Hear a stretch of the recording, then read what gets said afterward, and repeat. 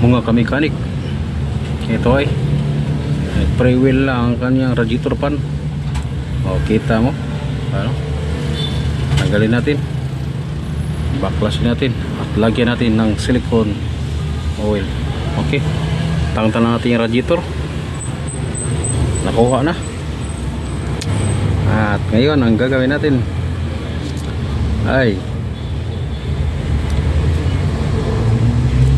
baklasin natin to radiator. Parang ang ating makina ay init kayo, mainit ang makina, kaya baklasin natin. Okay, baklasin natin, lagyan natin ng silicone oil. Okay,